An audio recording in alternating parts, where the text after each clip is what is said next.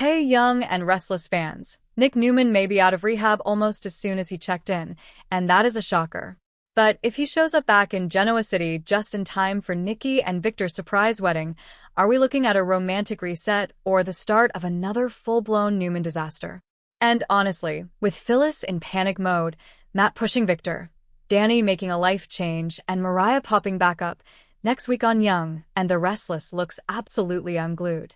It's Radhika from Radhika Storyline, and we're going to talk about the Young and the Restless spoilers for the week of August 3rd. But first, please click subscribe if you're not already following us. So let's get into this because there's a lot going on, and the biggest thing sitting in the middle of all of it is Nikki and Victor circling back to each other again, which, is so on brand for those two. This week, they were over at the GCAC after getting back from visiting Nick in rehab, and Nikki was just drinking in the fact that she can see again. Even the fruit on her plate had her emotional because it was colorful and bright, and honestly, I liked that little detail because it reminded us how much getting her vision back matters to her.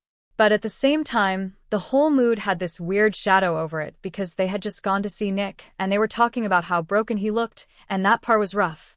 And here is where I started side-eyeing both Nikki and Victor, because Sharon had already made it clear that family is not supposed to just roll up right when someone first enters rehab. She even told Noah that Nick had checked himself in, and you could tell Sharon was not thrilled that Nikki and Victor bulldozed their way into a visit anyway. So yes, they are worried about their son, and yes, I get that they're desperate, but if the rules are there for a reason, then showing up immediately is not supportive, it's intrusive.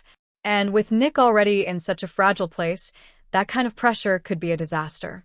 You would think the Newmans, of all people, would understand that control is not the same thing as care, but apparently not. Now, while all of that is happening, Nikki decides she cannot keep living in this vague, unresolved limbo with Victor. And honestly, good for her because the whole let's focus on the positive routine can sound sweet, but sometimes it is just a fancy way of dodging accountability. Victor wanted to bask in Nikki's restored vision and Nick's supposed recovery process, but Nikki pushed the real issue, which was where exactly do they stand now? She didn't want to ignore what broke them up in the first place, and of course that dragged them right back to Jack, because when does it not? Victor had made it clear before that if Nikki wanted to come home for good, Jack had to go. Very classic Victor. Very possessive. Very reign of terror in a tailored suit. So, then Victor seems to have this little epiphany, or at least as close to one as Victor Newman gets, and he tells Nikki he knows he has to accept that Jack is her friend. He still takes a shot and calls Jack a loser because apparently growth for Victor always has a snark surcharge attached, but even so, it was a pretty major concession. And Nikki didn't just melt immediately, which I appreciated. She told Victor she could let go of what he did to Jack, but only if Victor could let go of that infamous night Jack saved her, the one Victor keeps dragging out like it happened yesterday. That was actually a very fair trade. If he wants a future, he has to stop punishing her for the past. And then Victor gives Nikki the big romantic line, telling her that his love for her is stronger than his hate for Jack, and you know what, for Victor, that is practically poetry. Then he says, let's go home, and the spoilers tell us that next week he is slipping Nikki's ring back onto her finger and proposing again. He asks her to marry him again, and Nikki says yes, and not just yes, but one of those big soapy yes where she says she would marry him 1,000 times over. Maybe not literally 1,000 because I have lost count and I know they have too, but the point is clear.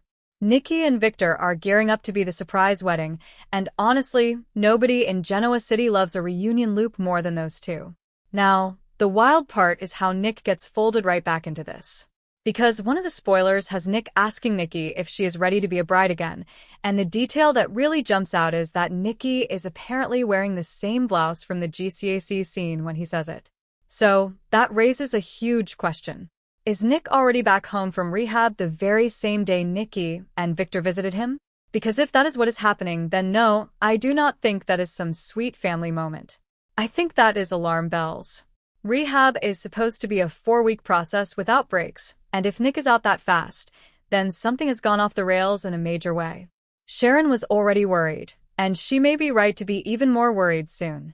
And while all of this Newman wedding glow is starting to build, Victor still has unfinished business because he is also furious about Phyllis Summers and Matt Clark.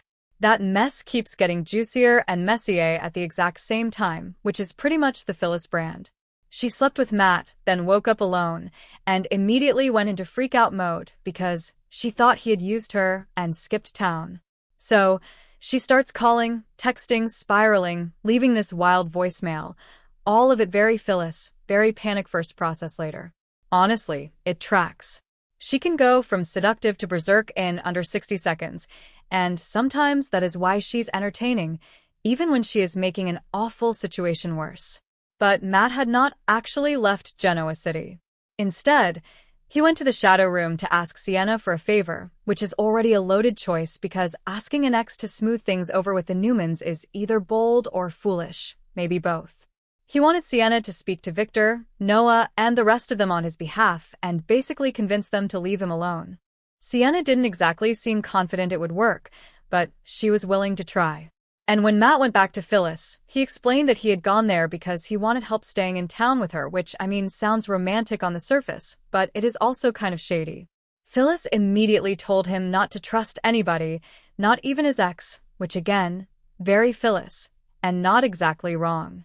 And then Matt reassures her he is not leaving, and he even says he left his bag under her bed, which is one of those lines that is supposed to sound comforting and instead sounds like the setup for a future explosion. Because then he faces off with Victor and flat out says he is not working for him, he is not leaving town, and he is going to shack up with Phyllis. And of course Victor is enraged because Victor hates being defied, he hates losing control, and he really hates when someone announces a relationship he disapproves of like it is a victory speech. So that whole situation is sitting there like a lit match near a gas leak. And then there is another little shocker attached to the shadow room, because Danny Romalotti and Christine are there, and Danny starts talking about how much he likes the club. We already knew he had enjoyed being there before, and that he was feeling over the whole touring lifestyle, but now it sounds like he is taking that thought seriously. Christine asks if this would interfere with his regular job, and Danny basically flips the whole idea on its head, and says what if this became his regular job? Then he tells her to meet the new man in charge. So, it looks like Danny is going to be managing the club for Sienna and Noah, which is a pretty huge pivot. And honestly, I kind of love it because it gives Danny an actual anchor in Genoa City instead of just drifting in and out.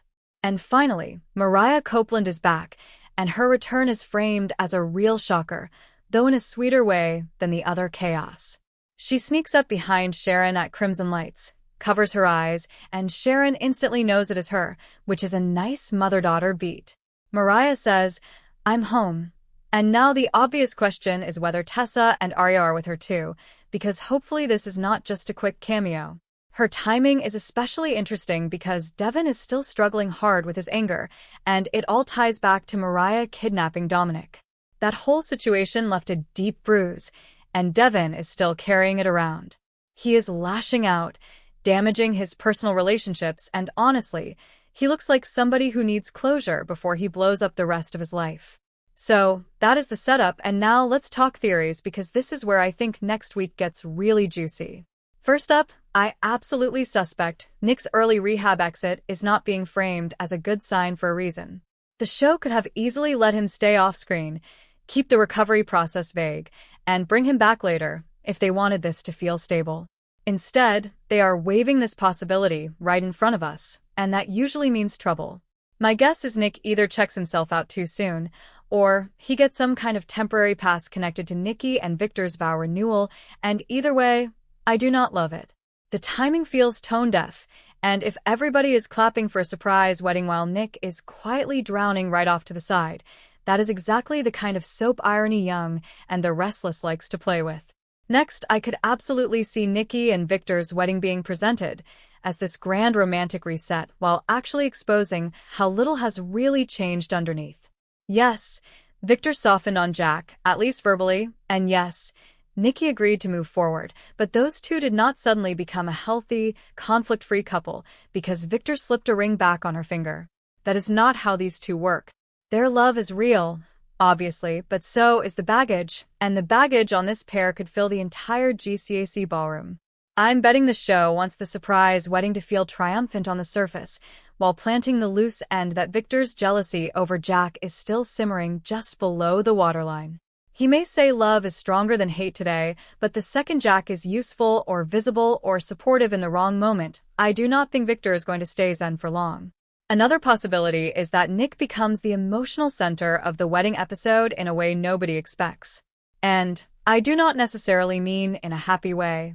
I wonder if the whole point of having him ask Nikki if she is ready to be a bride again is to create this image of him trying to be present for his mother while he is actually hanging on by a thread. Nick is the kind of character who will smile for family, keep the focus off himself, and then completely fall apart later. So, I could see him showing up, saying the right things, maybe even trying to reassure Sharon or Noah that he's okay, and then the cracks start showing. If that happens during or right after the vows, that would turn the celebration into an immediate emotional whiplash, and honestly, that feels very plausible here. And here is another one. I suspect Sharon is going to be the one most alarmed by whatever is going on with Nick, because she was already the voice of reason when Nikki and Victor ignored the rehab boundaries. So, if Nick returns too soon, Sharon is probably not going to buy the pretty family explanation. She is going to clock it. She knows addiction, she knows Nick, and she knows when the Newmans are trying to slap a shiny ribbon on something ugly.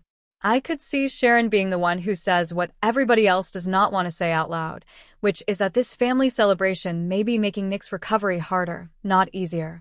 And if that creates tension with Nikki and Victor, well, good. Somebody needs to say it. Now, let's talk about Victor and Phyllis, because another big theory here is that Victor is nowhere near done coming after Matt, and by extension Phyllis. In fact, I think this is just getting started.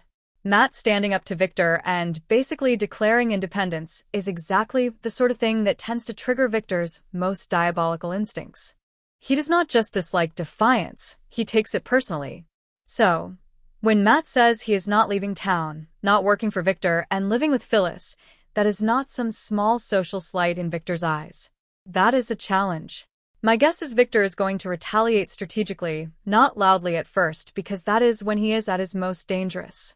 He likes to smile, make a call, and crush somebody 3 scenes later. And honestly, Phyllis should know better than to think this romance is going to stay cute and defiant for very long. I mean, yes, she likes the thrill of it, and yes, I am sure part of the appeal is rubbing it in people's faces, especially Danny and Christine's, because Phyllis is Phyllis. But this thing with Matt has all the markings of a spectacular mess. She already went unglued over one morning alone. She is already warning him not to trust anybody. And the second Victor tightens the screws, or Sienna gets pulled in deeper, or Matt hesitates for even a second, Phyllis is going to go straight from seduced to scorched earth. I could see this becoming less a romance and more a mutual panic spiral with lipstick on it. Here's another one, and this is where Danny's new job starts to matter more than it might seem at first glance. I'm betting Danny taking over as the Shadow Room manager is not just a random career twist. It positions him right at the center of the same orbit where Phyllis and Matt are stomping around, and that means instant awkwardness with purpose. If Phyllis brings Matt into the club to flaunt him, which she absolutely would because subtlety has never been her thing, then Danny and Christine are going to have front row seats to the whole mess. And not only that, Danny is now tied to a place where all kinds of private conversations, public confrontations, and terrible choices can happen. So, this new role could pull him into storyline collision mode fast. I could see him trying to keep the peace and getting dragged into the drama anyway. And I also wonder if Danny's decision is going to subtly expose something about his marriage to Christine. Not that there is confirmed trouble, because there is not, but when someone says they are tired of touring and wants a whole new lifestyle, that is a major shift. Christine asked the obvious question about his regular job, and Danny's answer suggested he is seriously rethinking what his life looks like now. So, while the immediate plot point is the club, the deeper question may be whether he and Christine actually want the same day-to-day future. Again, that is speculation, not fact, but it is not a stretch. A job change in Soapland is rarely just a job change. It is usually a doorway into emotional fallout. Next, we have Mariah, and I really think her return could be bigger than the spoilers are making it sound. On the surface, it is this sweet shocker for Sharon, and I love that, but I suspect Mariah is also back because the show needs someone who can directly address the emotional damage still hanging over Devon. And that is tricky, because Mariah's past actions are part of what hurt him in the first place. So, if the writers are bringing her back now, I wonder if they want to use that uncomfortable history to force a real conversation. Devon is angry, brittle, and edging towards self-destruction in his personal relationships. He does not need more people tiptoeing around him. He needs somebody to look him in the eye and deal with what happened. Mariah could be that person, awkwardly but effectively. Another possibility is that Mariah's return helps Sharon just as much as it helps Devon. Because Sharon has Nick to worry about, the Newman orbit always drags her into extra stress, and now Mariah popping in could give her a little emotional lifeline right when she needs one. I could see Sharon trying to enjoy having her daughter home while also being distracted by Nick's instability, which would feel very true to Sharon's life. She never gets just one thing at a time. So, if Mariah notices that something is off with Sharon, that could also pull her into the Nick situation, even indirectly. And honestly, Mariah is often at her best when she is mixing warmth with blunt honesty, so I would not mind that at all. And last but not least, I keep coming back to the idea that this entire week may be built around contrasts. A wedding versus addiction. A romantic reunion versus unresolved resentment. A new club manager versus a chaotic ex-wife who may turn that same club into her personal battleground. A sweet homecoming for Mariah versus the emotional wreckage Devon is still carrying.